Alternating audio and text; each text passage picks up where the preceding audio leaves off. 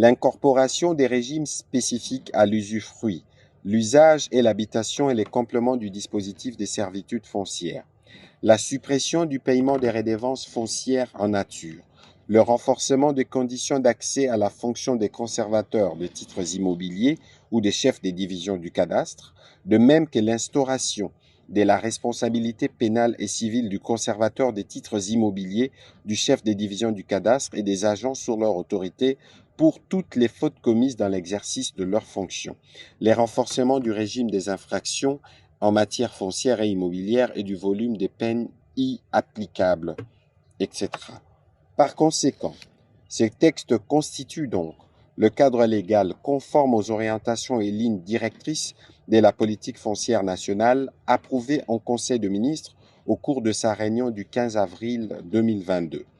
Après débat et délibération, le Conseil a aussi adopté ces projets de loi. Commencé à 12h40, la réunion du Conseil de ministres a pris fin à 17h55. Je vous remercie.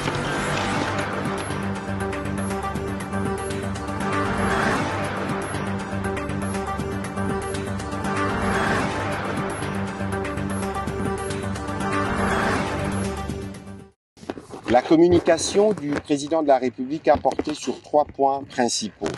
à savoir 1.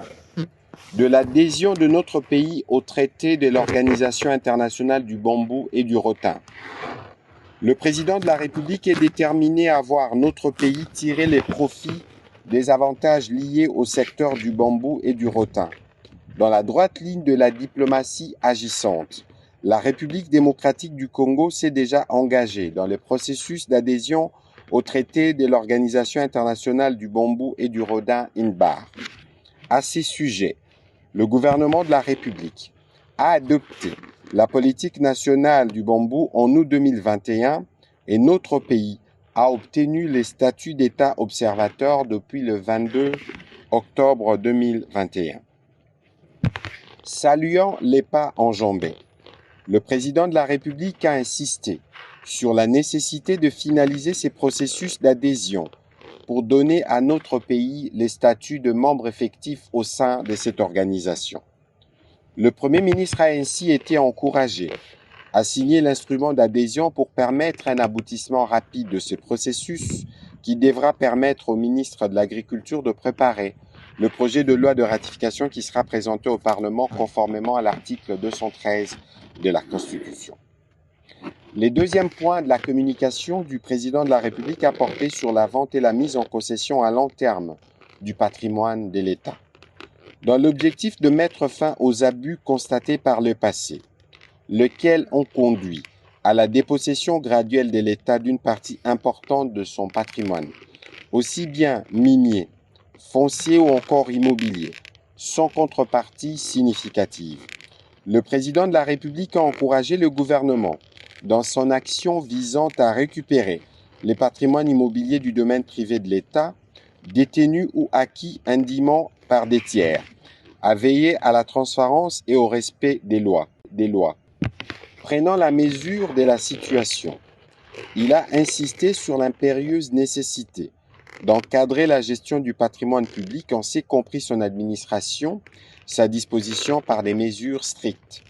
À cet fait, toute initiative portant sur une cession ou disposition du patrimoine de l'État devrait être soumise à l'adoption du Conseil de ministres après avoir reçu l'approbation des ministères des tutelles concernées et de l'avis de l'Agence nationale pour la promotion du patrimoine immobilier de l'État. Appelant le gouvernement à mettre sur pied des mécanismes efficaces pour renforcer les dispositifs légaux et réglementaires existants afin qu'il soit rapidement possible de recouvrer d'une part les biens publics illégalement arrachés de son patrimoine et d'autre part d'éviter les erreurs du passé. Le Premier ministre a été chargé de veiller au respect strict de cette instruction. De la sécurité routière de route nationale et de la lutte contre les accidents de circulation sur la voie publique. Le président de la République est préoccupé par une récurrence inquiétante des cas d'accidents de circulation causés par les stationnements sur la voie publique des engins roulants, souvent chargés de fortes capacités de tonnage, en panne ou victimes d'accidents, particulièrement sur les routes nationales reliant la capitale aux provinces. Il devient plus qu'urgent de mettre fin à ces phénomènes qui s'amplifient étant assez normalisés, alors qu'il est la source de nombreux accidents avec de pertes en vies humaines et dégâts matériels considérables. Le président de la République a appelé à la définition des stratégies devant conduire sur le court terme à la mise en œuvre d'actions ciblées et sur le moyen et long terme à la formulation des politiques publiques appropriées afin de sécuriser les routes à travers notamment des mécanismes de dépannage et d'alerte en cas d'accident et de panne, la construction d'aires de repos, des centres de santé des premiers secours aux abords des routes nationales. À cet effet, le vice-premier ministre, ministre de l'Intérieur, Sécurité, décentralisation et affaires coutumières, a été chargé de travailler en coordination avec le gouverneur de province ainsi que les animateurs des institutions publiques concernées par la mobilité de personnes, particulièrement le ministre d'État, ministre des Infrastructures, le ministre des Transports et Voies de communication, le ministre de la Santé publique, Hygiène et Prévention, ainsi que le coordonnateur de la couverture santé universelle, afin de constituer de toute urgence une task force sous la supervision du Premier ministre pour prendre toutes les mesures idoines qui s'imposent quant à ceux. Intervenant à la suite de la communication du président de la République, le Premier ministre chef du gouvernement est revenu sur la mission gouvernementale qui l'a conduit à la suite de la visite du travail du président de la République le 10 septembre dernier à Kananga, chef-lieu de la province du Kasaï central, pour évaluer l'état d'avancement des travaux initiés par le gouvernement de la République dans les provinces du Kasaï central et du Kasaï oriental. Durant son itinérance, le Premier ministre chef du gouvernement a visité à Kananga l'école de formation des officiers EFO ainsi que les travaux de construction de l'université de Kananga. À Mbujimaï, dans le Kasaï oriental, il a effectué une visite à la minière de Bakwanga-Miba dans le cadre des efforts en cours pour sa relance, de même qu'à la centrale hydroélectrique de Tchala où le gouvernement compte intervenir dans les meilleurs délais pour permettre de soulager les difficultés en approvisionnement en électricité. Sur place, le Premier ministre a aussi été informé de la montée des tensions communautaires à Katanda. Une délégation gouvernementale devrait s'y rendre bientôt pour prévenir toute aggravation de la situation. En second lieu,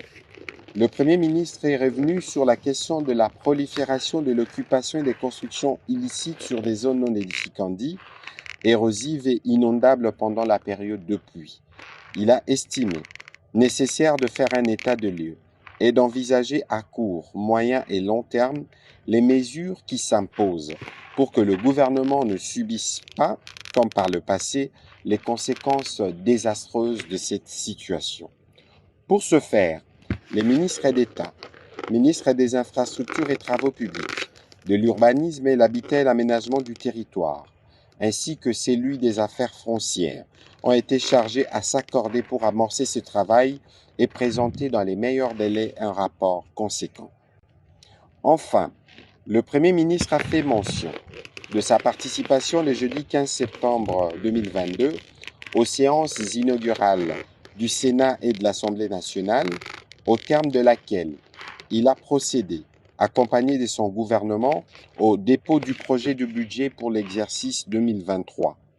Dépôt qui, conformément à la tradition qui a été instaurée depuis son avènement à la tête du gouvernement, s'est fait dans les respects stricts du délai constitutionnel, à savoir le premier jour de la rentrée parlementaire, rentrée de septembre consacrée à l'examen du budget.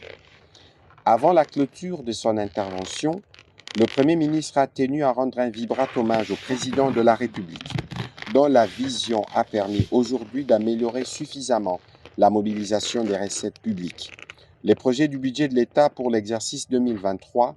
évalué à près de 15 milliards de dollars américains, est élaboré en fonction des priorités que le président de la République a assignées au gouvernement, notamment la sécurité, la santé, l'éducation et les infrastructures. Les préventions a quant à lui fait le point de la situation relative à la pandémie à Covid-19 en République démocratique du Congo. Il a signifié que la diminution des cas dans le pays se poursuit depuis 13 semaines consécutives. même si Kinshasa reste l'épicentre de quelques cas encore observés. Au regard de cette baisse systématique de propagation du virus, le ministre de la Santé publique a informé le Conseil qu'il envisage de proposer la suppression des tests Covid au départ de la République démocratique du Congo pour l'étranger pour les personnes totalement vaccinées, mais également celle de tests Covid-19 au départ de pays en provenance de la République démocratique du Congo. Seules les personnes non vaccinées ou insuffisamment vaccinées seront obligées d'avoir un test négatif avant d'entrer ou de sortir de notre pays. Le ministre de la Santé est aussi revenu sur l'implication de son département dans le soulagement des personnes qui ont été blessées à l'occasion de l'accident malheureux qui a eu lieu le 14 septembre dernier dans la province du Congo central. Au deuxième chapitre du Conseil de ministres de ce jour, relatif au point d'information. Le vice-premier ministre, ministre de l'Intérieur, Sécurité, Décentralisation et Affaires coutumières, a informé le Conseil de l'État du territoire national qui reste dominé par la poursuite des opérations militaires contre le groupe terroriste dans les provinces sous état de siège. Il est revenu sur quelques faits marquants les jours qui se sont passés, notamment l'ouverture de la session de septembre dans les deux chambres du Parlement, les lancements des travaux de la route Kalambambouji pour désenclaver l'espace Grand Kassai. Il a ensuite brièvement brossé la situation sécuritaire qui prévaut, notamment dans la province de Mai-Ndombe, avec la persistance du conflit ainsi que l'incendie d'un camion citerne au village de Nyenga dans le Congo central le 14 septembre 2022 qui a causé beaucoup de pertes en vies humaines ainsi que plusieurs blessés. Le ministre de la Défense nationale et ancien combattant a quant à lui, dans la prolongation du ministre de l'Intérieur, présenté la situation opérationnelle militaire dans les provinces sous état de siège mais aussi dans la province du Mai-Ndombe. Le ministre d'État, ministre du Plan, toujours sur ce chapitre de points d'information, a présenté au Conseil la note conceptuelle et d'orientation relative aux travaux de révisitation du Plan national stratégique de développement PNSD 2019-2023. Il a indiqué que cette révisitation se veut participative et prend en compte les défis actuels et les questions émergentes, notamment les effets de la pandémie à Covid-19, de la guerre russo-ukrainienne ainsi que les résultats des nombreuses études menées dans le plan directeur de transport et l'étude sur la diversification de notre économie.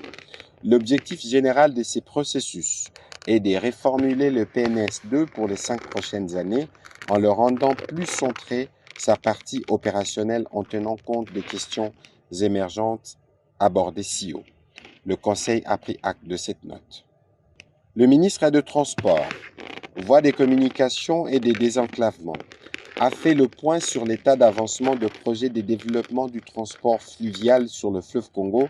et ses affluents, ainsi que la redynamisation du réseau ferroviaire dans la partie ouest de la République démocratique du Congo.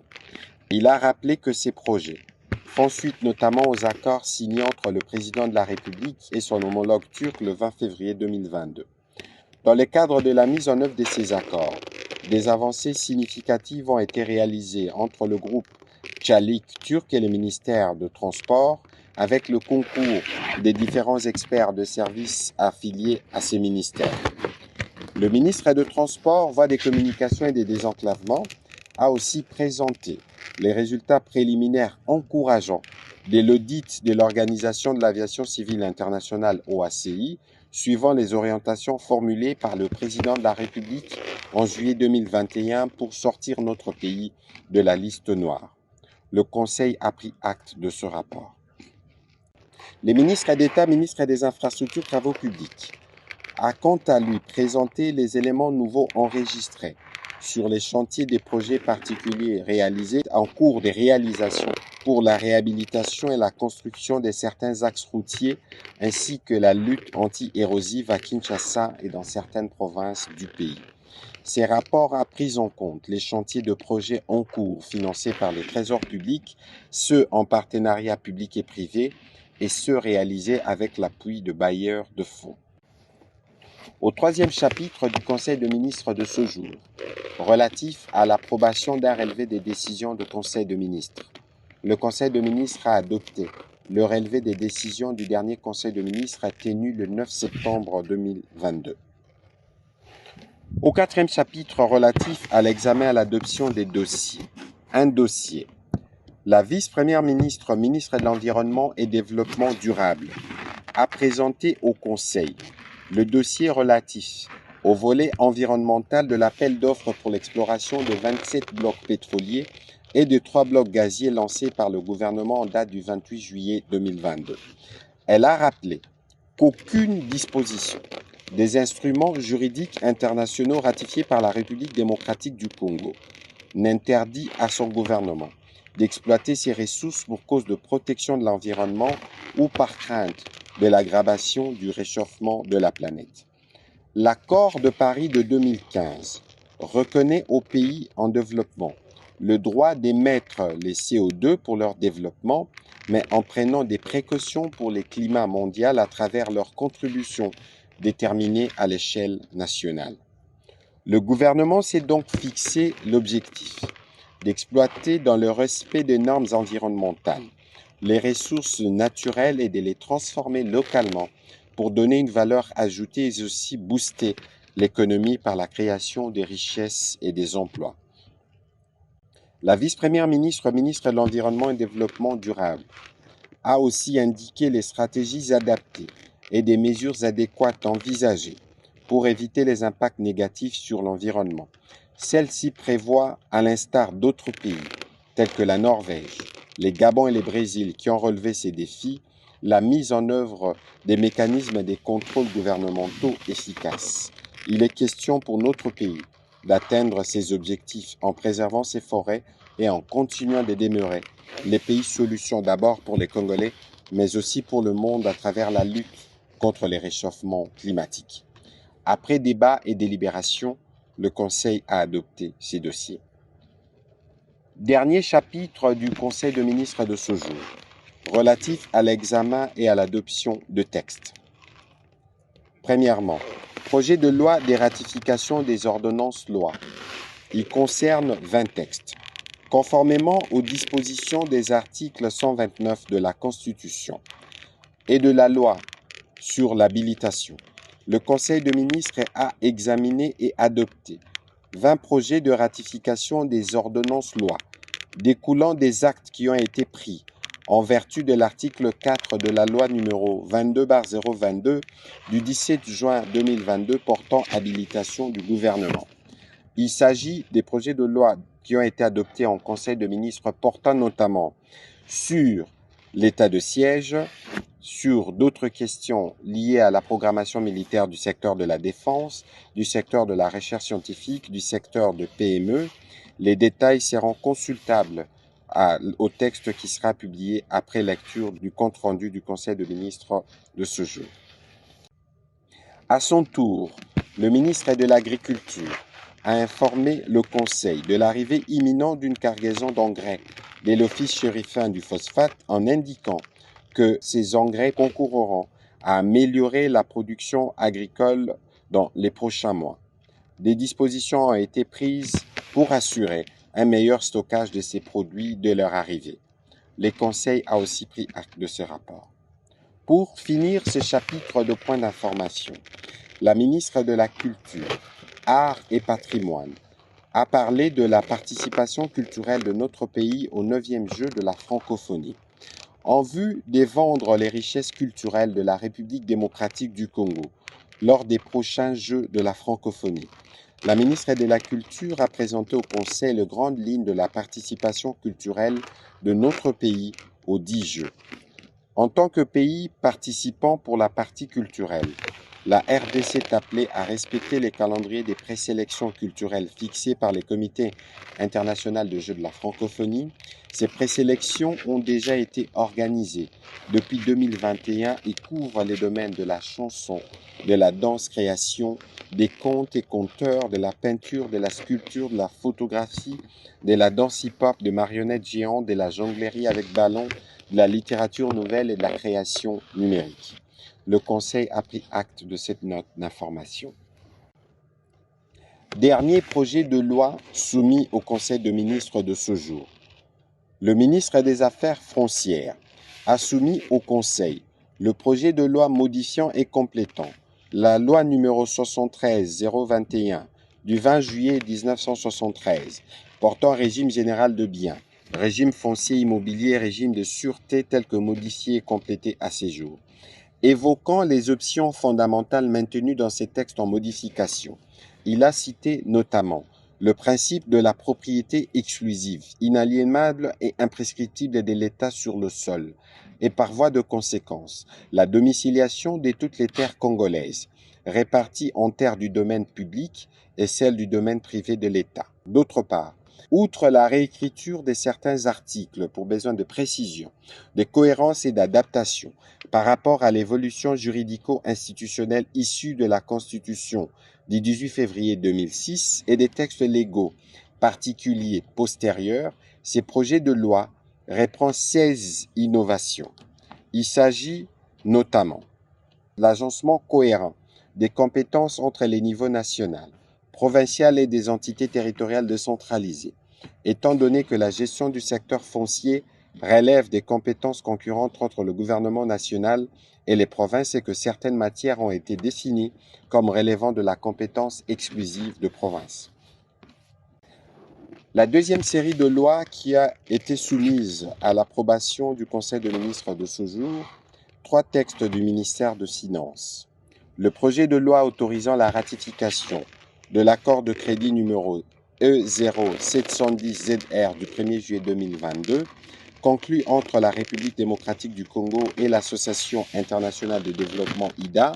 au titre du projet de facilitation du commerce et intégration dans la région de Grand Lac pour un montant de 76 millions de dollars. Projet d'ordonnance portant approbation de l'accord de don numéro 7150ZR du 1er juillet 2022, conclu entre la République démocratique du Congo et l'Association internationale de développement IDA, au titre du projet de facilitation du commerce et intégration dans la région de Grand Lac pour un montant de 76 millions de dollars américains. Le projet d'ordonnance portant approbation de l'accord de don numéro E0680ZR du 1er juillet 2022, conclu entre la République démocratique du Congo et l'Association internationale de développement IDA au titre d'un financement additionnel de 23 millions de dollars américains au projet de facilitation du commerce dans la région de Grand Lac.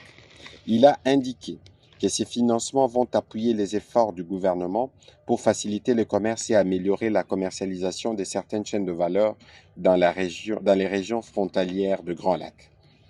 Après débat et délibération, ces 3 projets de textes ont été adoptés. Projet de décret portant organisation et fonctionnement du système licence-maîtrise doctorat LMD. Le ministre de l'Enseignement supérieur et universitaire a présenté le projet de décret portant organisation et fonctionnement du système de licence-maîtrise doctorat LMD dans les établissements d'enseignement supérieur et universitaire de la République démocratique du Congo. Il a indiqué que ces textes constituent la base réglementaire de la mise en œuvre tant qu'ils présentent le cadre légal d'application, les modalités organisationnelles ainsi que le mécanisme de fonctionnement. Ces projets de décret concrétisent donc la vision du président de la République visant à améliorer la qualité de la formation de ressources humaines pour l'émergence du pays. Aussi favorise-t-il l'harmonisation de notre système d'enseignement au système régional et mondial, la mobilité des enseignants et des étudiants et la lisibilité des diplômes délivrés par nos établissements d'enseignement supérieur et universitaire. Il matérialise donc le programme d'action du gouvernement 2021-2023 dans l'axe sur la réforme du système de l'enseignement supérieur et universitaire. Après débat et délibération, le Conseil a adopté ce projet de texte.